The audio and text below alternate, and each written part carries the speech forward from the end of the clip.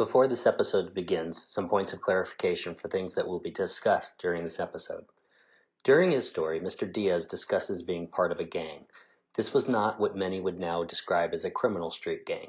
In Miami, in the 1960s, there were neighborhood gangs that people joined for protection from other neighborhoods. Mr. Diaz also mentions the Bureau of Narcotics and Dangerous Drugs, which was the precursor to what people now know as the DEA or Drug Enforcement Administration. Mr. Diaz also mentions the cocaine cops, which are more commonly known as the cocaine cowboys. Lastly, Mr. Diaz references being part of CENTAC-26. For reference, the CENTAC program was created by the DEA to target major drug organizations.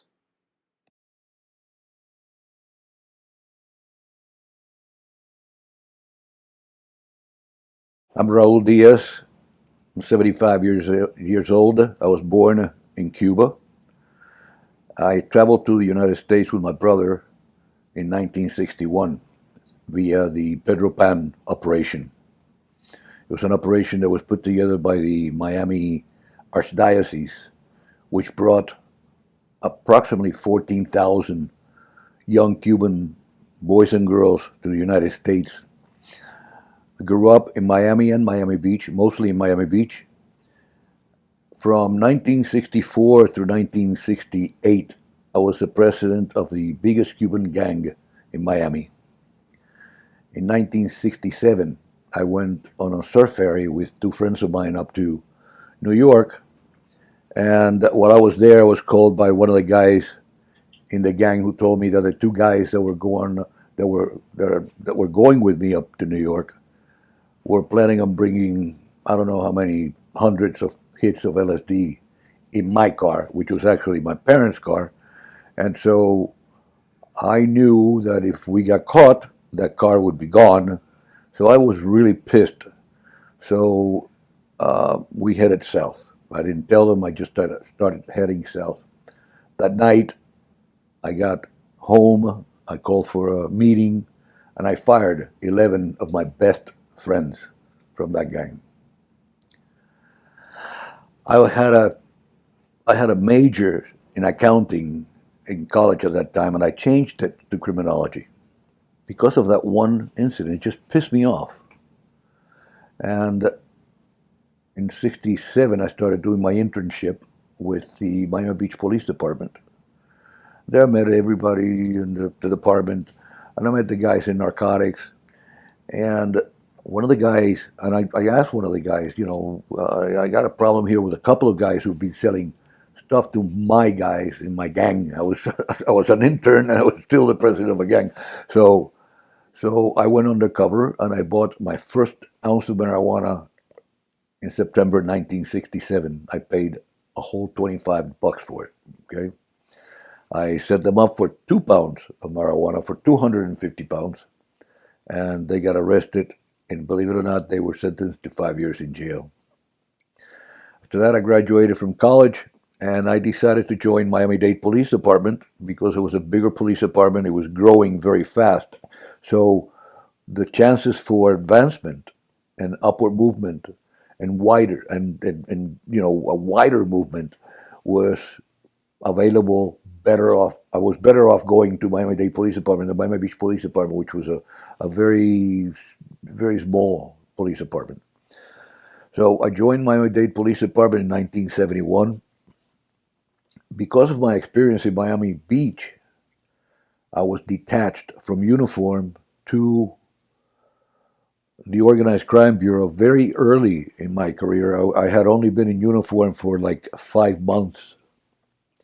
And I was detached to the Organized Crime Bureau to take part of my first task force in my career. It was a U.S. Customs task force, and they were investigating an offshoot of the French Connection. It was a group of Cubans who had been based in New York up until that time, and they had moved down to Miami, and they were waiting for a load of heroin from France. So I started working that. We did well. I went back to uniform, made probation, and I was transferred to the narcotics section of the Organized Crime Bureau. I worked undercover for about 3 months, made a bunch of arrests, And then I got burned because having to go to court and testify and everything. So I was moved from narcotics to the Counter Terrorism Unit. And I worked from Counter Terrorism from 1973 through 1977. In those days, I investigated every bombing that happened in Miami and every political homicide that happened in Miami. I assisted homicide. In 1976, I went to Washington, D.C. to testify before the United States Senate Subcommittee on Internal Security as an expert in terrorism in the Western Hemisphere. I made sergeant in 1977. I was transferred to uniform to make my probation in uniform. Never made probation in uniform. I was transferred 7 months later to form a brand new Vice Intelligence and Narcotics unit in one of the districts, in a new district. So I did something that hadn't been done before. I took the guys that were going to be assigned there, and I told the major in charge, I said, what I'm going to do is I'm going to assign these guys for 4 months of training. And I sent my guys and my ladies to DEA, to Customs, to ATF, to the Organized Crime Bureau, Vice, lottery, gambling, prostitution. I sent them there. I sent them all over the place. And they got trained in that because before that, most people don't know this, but before that, when I got transferred to narcotics, I was told on a Friday in uniform, you're going to narcotics on Monday. That was it, okay? But by that time, I had had my first narcotics seminar in 1968 with the Bureau of Narcotics and Dangerous Drugs, not even DEA. So I am that old. In 77, we started the Vice Intelligence and Narcotics Unit.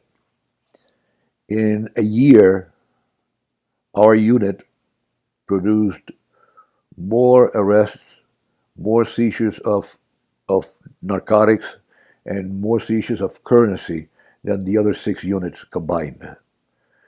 We were awarded a unit commendation by the department for that.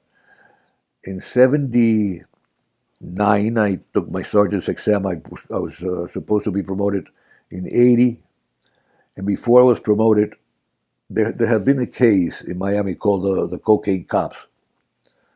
This case involved probably the most experienced homicide investigators in the Miami-Dade Police Department who had gone to work with a dope dealer named Mario Escandar, who the first time he was arrested, he was arrested by a Federal Bureau of Narcotics investigations in 1968. So that guy had been a bad guy for a long time. He was a bad guy in Cuba, so he came here and became a bigger bad guy because it's easier to be a bad guy here than it is in Cuba. So Mario got these guys in trouble. I don't know, maybe 10, 11 cops from homicide got arrested or transferred, and it just killed the morale in homicide.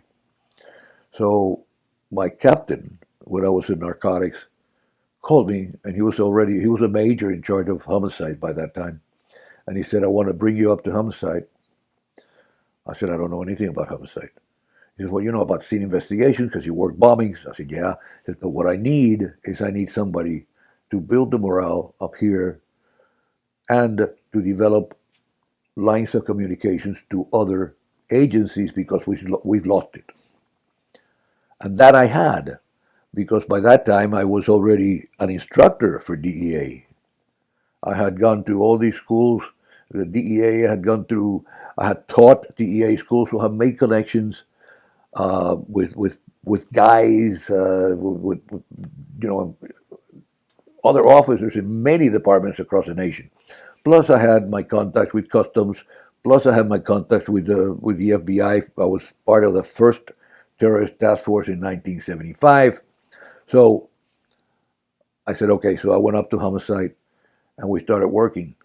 And then in 1980, there was an article that came out in Time magazine called Paradise Lost. And that article had to do with the violence that was going on in Miami, the sensational murders that were taking place as a result of the Cocaine Wars. And in the end, it actually was, we found out that it was not even a war. It was just one person, one woman, Griselda Blanco, was the person responsible for 90% of these homicides.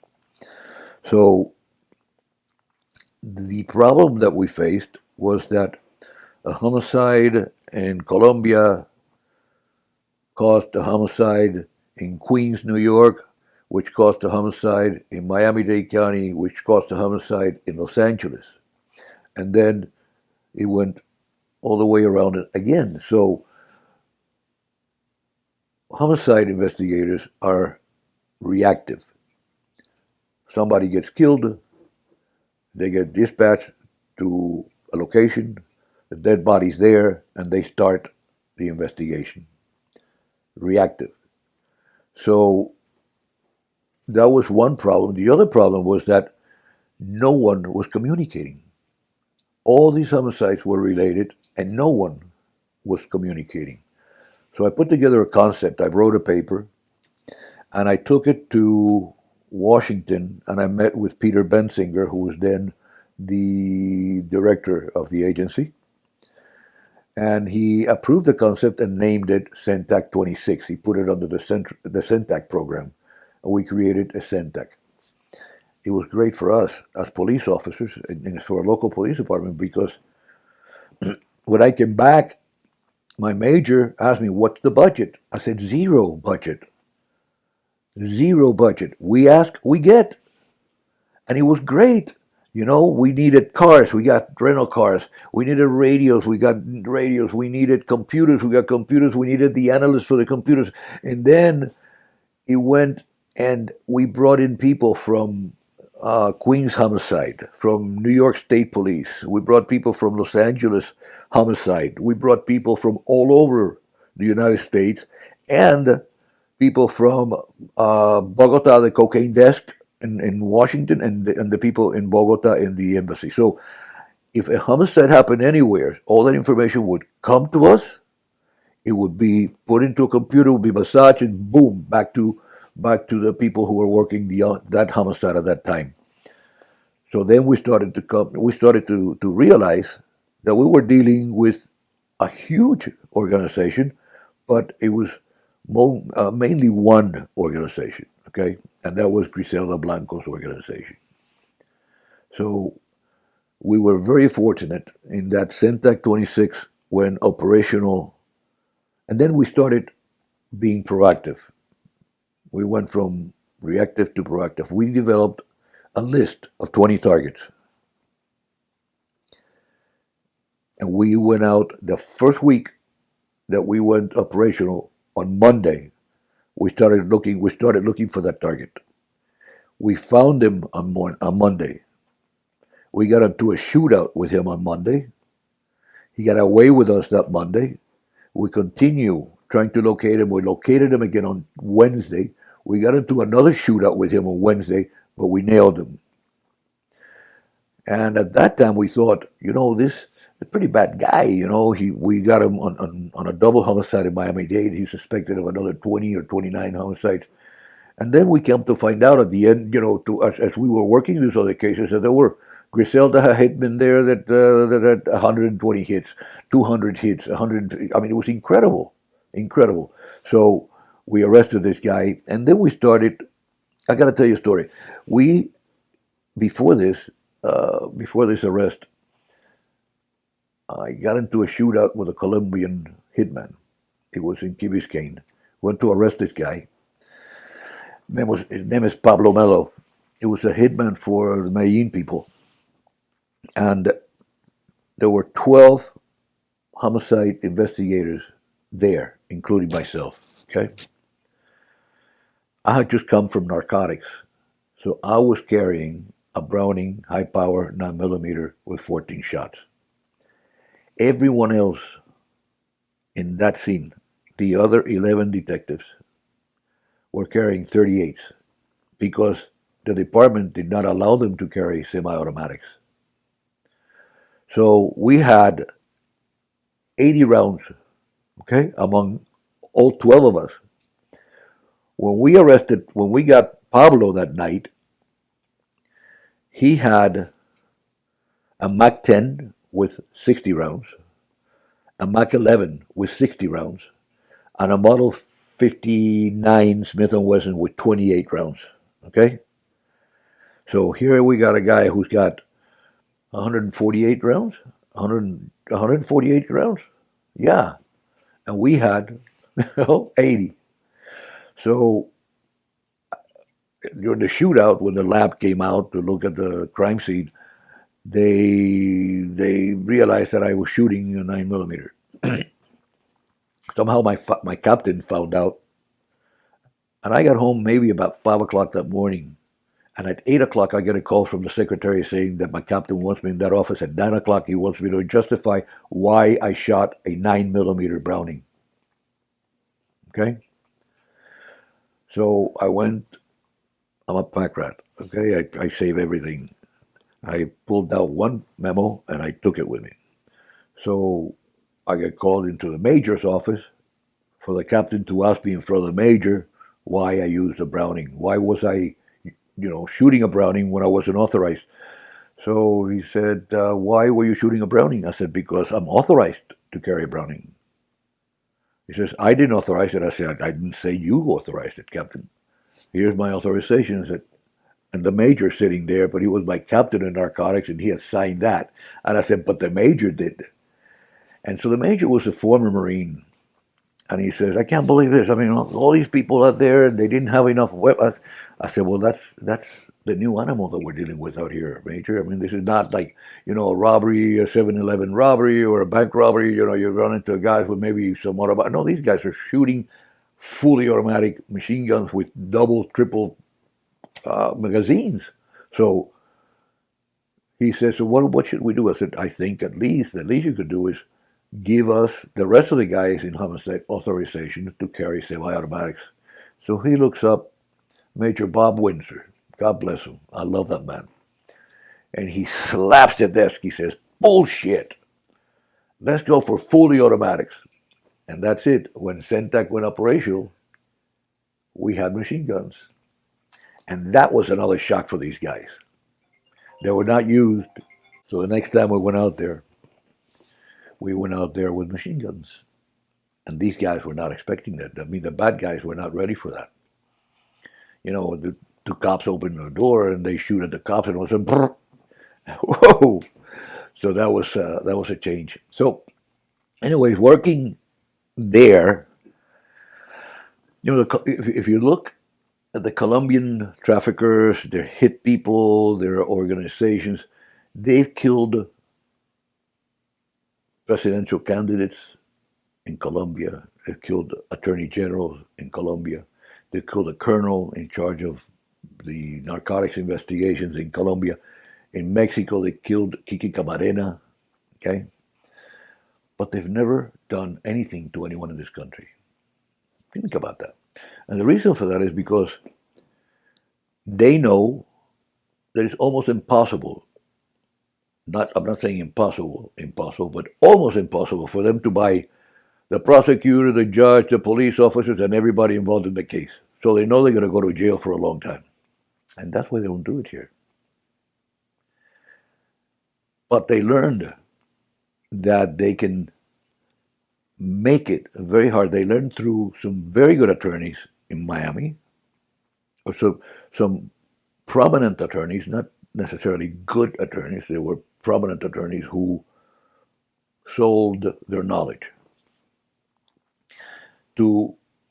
They could kill you in paperwork.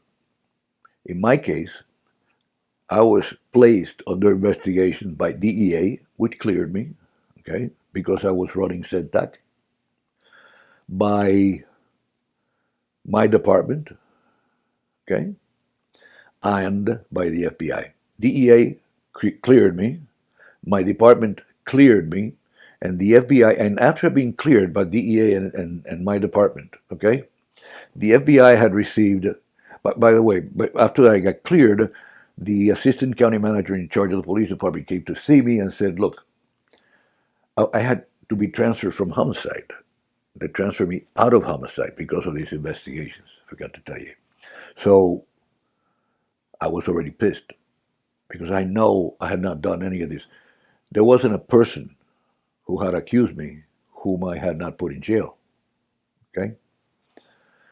So after I'm cleared, he comes over, he says, look, in 6 months I'm going to promote you to major. I said, I don't want to be promoted to major, I just want to be put back in plain clothes. And so the FBI had received these allegations a year and a half before. I never looked into it. So after I'm cleared by my department, they give it to my department and saying, look, I'm sorry, we've had this for a year and a half, but we haven't had time to work it. So now my department is forced to start opening. So you know what? I was upset. I got pissed off, and I said, the hell with this. And I left. And I retired honorably after 13 years in the department. And then I went and founded my investigative agency. So Raul, let me ask you some questions before we get on to your investigative agency. First of all, what was the time, when did you get hired on, and when did you retire? What years? I got hired on in January 1971, and I retired in September 1983. What I find interesting about your story in particular is you served for 13 years. And some of the things that I find really interesting is, how did you have that cachet that DEA, for example, allowed you to run these groups? I mean, you hadn't been a federal agent or in the system or whatever else. How did you get that well known, or how did that happen? I was never greedy. When we were working narcotics, if we were going to work a good case, I would call one of the groups in Miami. We usually Group 2, which we worked very closely with, Bill Coons, and we asked him to come along with us. So to come along with us, and and we shared informants with them. We shared information with them. We shared the results with them. We shared intelligence. Whatever we got from there, we gave them access to. And the same thing with ATF, and the same thing with Customs, and the same thing with the FBI. Look, when I got assigned to the first terrorist task force, I had to undergo a background investigations to get clearance, to get top secret clearance, because the FBI was going to allow me to look at their files. Okay, so I had to get top secret clearance, my partner and I. So we went to the FBI finally after we got our top secret clearance to look at their files. Jesus, 90% of their files were copies of our reports. Okay? So, I made very good inroads with all the federal agencies that I worked. With the DEA, I had a very, very close relationship here and in Washington. Okay? I had a very close relationship with a lot of agencies, even including the CIA. Okay? I worked a case with DEA and the CIA, which resulted in the indictment of a Cuban general. Okay? So, and this is all before I'm going to homicide. Besides that, I forgot to mention, my father-in-law was one of the Watergate burglars. My father-in-law was actually caught inside Watergate. But before that, my father-in-law had 350-something infiltrations into Cuba with the CIA. Okay? When he came out of Cuba, when he came out of jail from Watergate, he was approached by the Cuban government thinking that he would be disappointed and pissed off at the U.S. government because of Watergate, and they approached him. So my father-in-law was like Clouseau, back on the case, And so he went and he infiltrated the Cuban director of intelligence. And as a result of his work, several people got kicked out of of the United Nations, whatever they have there. And so my father-in-law also opened some agencies for me. I remember when I was in the academy, and this was before Watergate. My father-in-law was still with the agency, according to the CIA director who testified in the Watergate hearings. My father-in-law resigned from the CIA June 16th, 1972. Watergate was June 17th, 1972. Okay, so he resigned the day before. But I remember when I was in the academy, one of the guy in charge of the academy, Arnie DeLuca, was a sergeant in charge of the academy there, and he called me in his office. He says, "I want to know. I need your resignation right now." I said, Why are you asking me to resign?" He says, "Because some guy here from the Justice Department came here and asked for your personnel file and wanted to ask how you were doing and all that." And he says, "He told me not to mention anything, but I'm telling you right now, I don't need you here. I need your resignation." I said, "I'm not resigning. I haven't done anything." So that was like on a Thursday. On a Friday, I'm going to see my girlfriend. I hadn't been married yet. So my father-in-law is there. So he says, "So I hear you're doing great." I said, "What are you talking about?"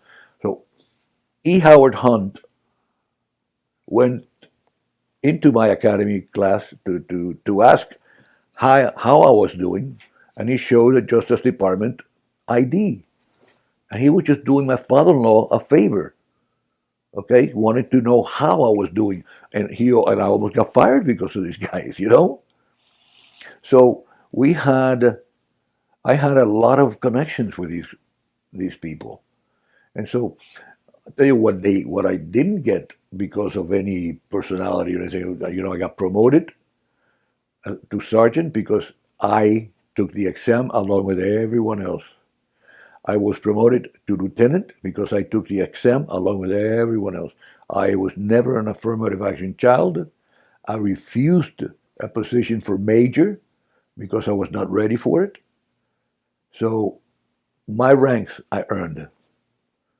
Everything else I worked very hard for, and I shared. I shared everything we got. We share with other either state with FDLE in Florida or any of the other federal agents. So I had a lot of friends. So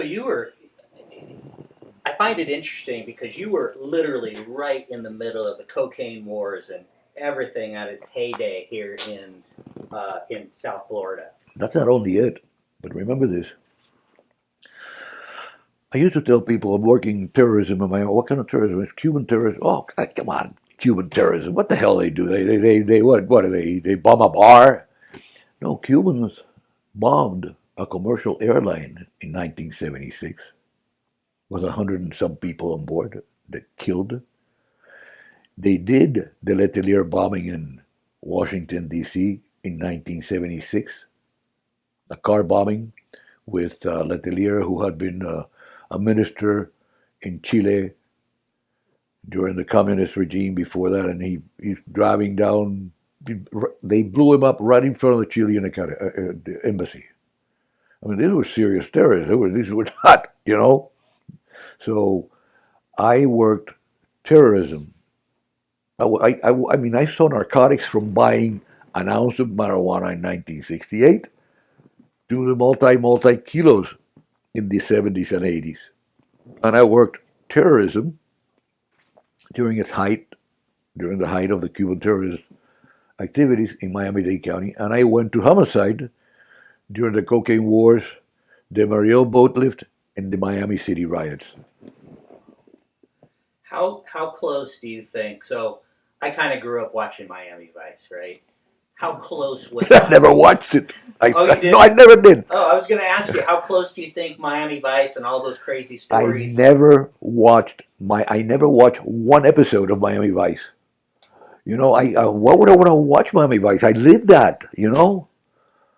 The nightclubs and the nightlife and the shootings and so why would I want to watch this? No.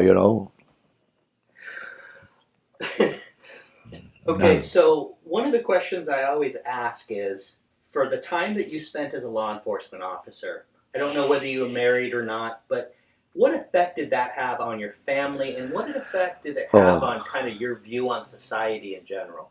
I killed my family life. I got divorced uh,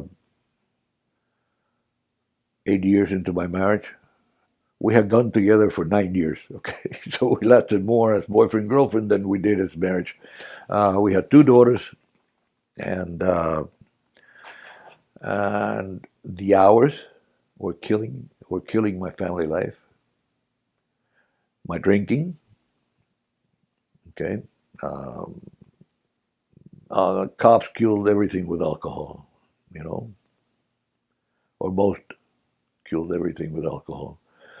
In those days, we would work, I don't know, 12, 14, 16 hours, and we'd go have a drink. You know?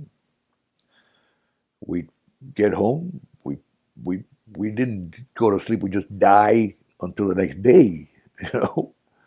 And so our family life suffered. The long hours of drinking, the everything, okay?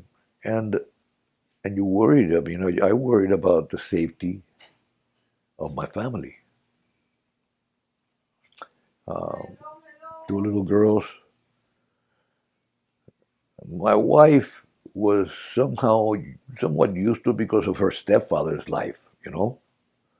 CIA packed me up. I'm leaving for 2 weeks. I don't know. I can't tell you where I'm going. I can't tell you where I've been, you know. So, but after I think she found out about one of my shootouts on TV, and she asked me. I was in narcotics.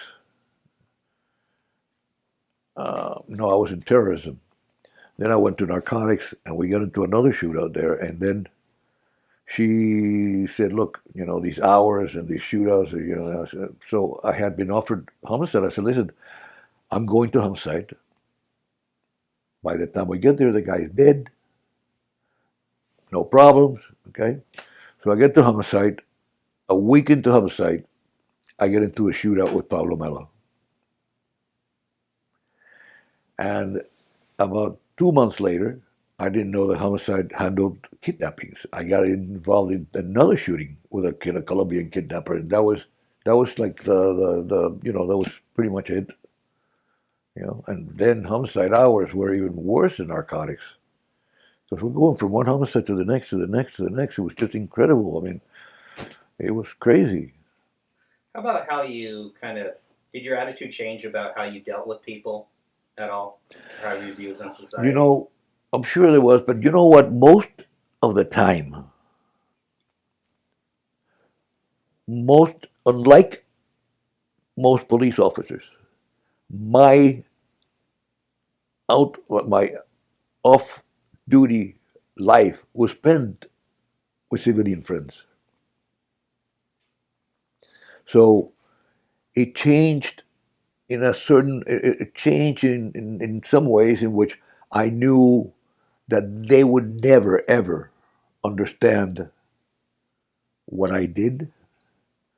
I could never talk to them about some of the things I did. I know that many of them could not possibly even think that I was the guy who got into the shootouts with these guys, or who was running this complex CENTAC group. Have people here and there and all over the United States, and in some parts in other parts of the world.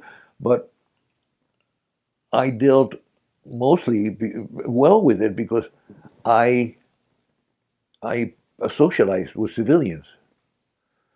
So my outlook, I see in some of the sites, with police sites, I see some of the guys writing, these civilians will, they'll never understand. A lot of them understand, okay?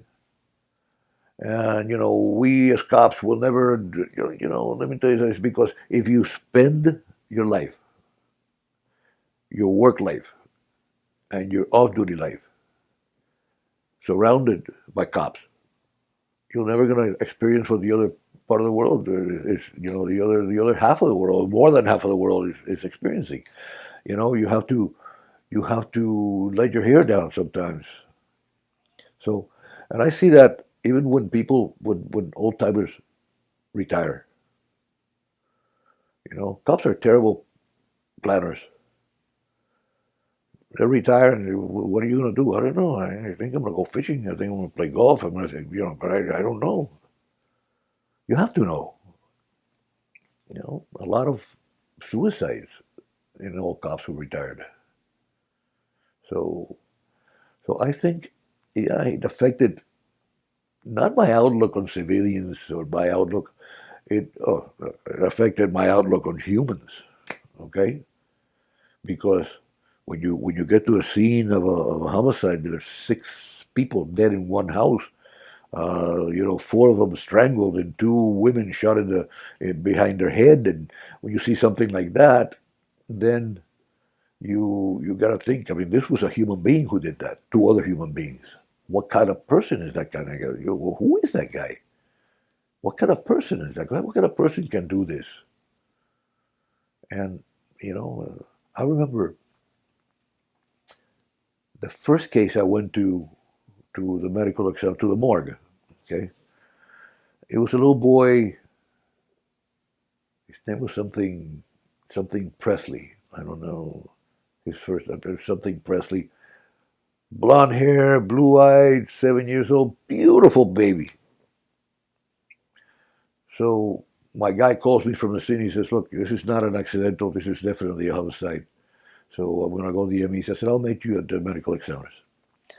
So we got there, and they the area where they do the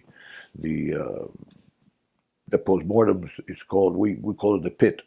So it's got a swinging door. I open the pit, and the first thing I see is this little kid on the slab there.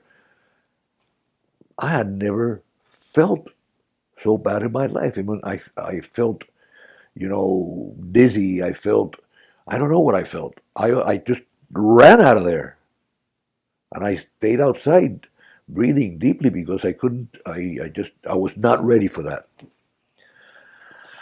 And then you become desensitized. You see it day after day after day after day, and it becomes like a mechanic opening the hood of the car and going, "Oh yeah, it's the same radiator again," or it's this again. And that's what happens. And so that changed in me. So obviously that affected my outlook on how I saw other human beings. So let's change topics a little bit. So you basically retire from the police department and you start your own private investigating. I joined 2 guys. Okay. And tell me about that. I joined 2 guys who had retired. Both were friends.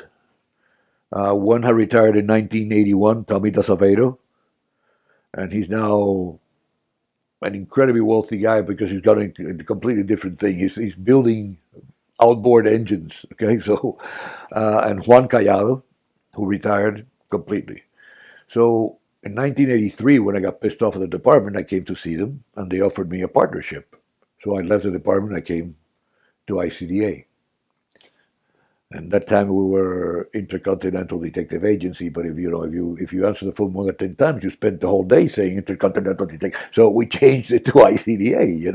It was ICDA. Very very fast. So we in those days were doing mostly criminal defense, and I can tell you I was very sought after because I was the last kid out, and there was an assistant United States Attorney in Miami, who was interviewed by an author of the book The Cocaine Wars. And he says, "What do you think of Raul Diaz?" He said, "Raul is right now probably the most dangerous man in Miami.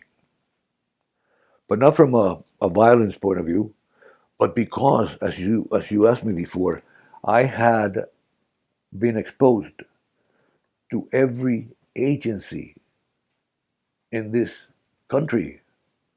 I had friends in every agency in this country. I knew how DEA worked their cases. I knew how the FBI built their cases. I knew how the United States Attorney's Office built their cases. I knew what it took to make a case, and I knew what it took to unwind the case. So let me ask you this, because there's a lot of police officers that feel like, oh, I would never work for a defense attorney because you've gone to the dark side, right? How do you answer that? How did you kind of think about that in your mind? Look, if you're a good cop, then you have to accept the justice system as it is. Okay? You're innocent until proven guilty. Right? We, in law enforcement, when we worked a case, we worked as much as we could, then we go to the state attorney. We sit down, and I remember a meeting with one guy who was great. And I would go in there I figured my job is done, I'm done, okay? And I leave with 14 pages of legal size notes. So I go back, it will be 6 pages, 3 pages, 2 pages, we got a case, right? So many prominent criminal attorneys left or came from the state attorney's office and the U.S. attorney's office into private practice. So police have always, look, if these prominent people find nothing wrong with it, if the judges continue to treat them as human beings, okay, why would I say I'm going to be bad because I'm going to be helping these folks put together a case? So we, in some cases, police officers are their own worst enemy because they limit themselves in how they can make a living in the outside world. I didn't have a problem because I was asked, you go interview these people. Let me tell you something. I worked the defense of the Colombians who murdered Barry Seal. Okay? One of the local defense investigators had gone to interview a lady who was a witness, and she had allegedly identified the shooter from a live lineup. And they had gone to interview her, and she refused to talk to them. Okay? I went there. I sat, I spoke with her, I held her baby, I asked her for water, we sat down in her house. An hour later, she told me that she had gone into the lineup the first time, came out, gave her paper to the deputy sheriff who was standing outside. He looked at it, he said, threw it away, gave her a new one, sent her back. She came back out, gave her the paper, he threw it out, he said, sent her back. Finally, she wrote number 4, and the guy said, okay, thank you, we'll call you later. And that was the ID on the lineup. Wow. Yeah. And you want me to tell you something else? Okay, that case is over. We knew, or we had been told, that photographs of the hit itself had been taken by one of the people there in Baton Rouge. And they drove to New Orleans and they dropped the camera off in a stash house. The FBI and the state attorney's investigators identified the stash house and the location, and they went for a search warrant. Right? They found the camera with a film. An FBI agent, this is the days of 35 millimeter, okay? One of the FBI agents opened the back of the camera, took the film out, and said, I wonder whose birthday we just screwed up, and exposed the whole roll of pictures of the hit. So, I mean, things like that happen. So, if the prosecution has the ability to use all these police officers and agents and officers to build their cases, what's wrong with the defense using investigators to determine whether the guy is guilty or not? Because if you're an ethical private investigator, you're not gonna invent any evidence or anything like that. Okay, so you produce your results, and if your results get the guy off, then either he didn't do the crime, or these people didn't do their jobs. What would do you have? Is being a private investigator much like being a narcotics officer? Do you have a typical case, or you just work a variety of different cases? Right now, for the last 20 years, maybe 30 years. I mean, I've had the company for 43. Okay, so for the last 30 years, all I've been doing is insurance fraud. Any interesting cases in the insurance fraud? Yeah, but you have to be careful, even if it's just, I'll tell you one case. We followed the claimant in a workers' comp case. We followed him to a bank. He went around the bank, went in the drive-in, went through it, came back. The next day he came back. He had a bandana, put it over his face, went in there and held up the bank, and we called police, and we nailed him right then and there. And he went to jail. Our insurance client closed the claim. Everybody was happy. Yeah, incredible, yeah. Well, Raul, I really appreciate you talking with me. It's a pleasure, and if I can motivate somebody to really think hard about becoming a police officer nowadays, then I hope I have helped you. Thank you.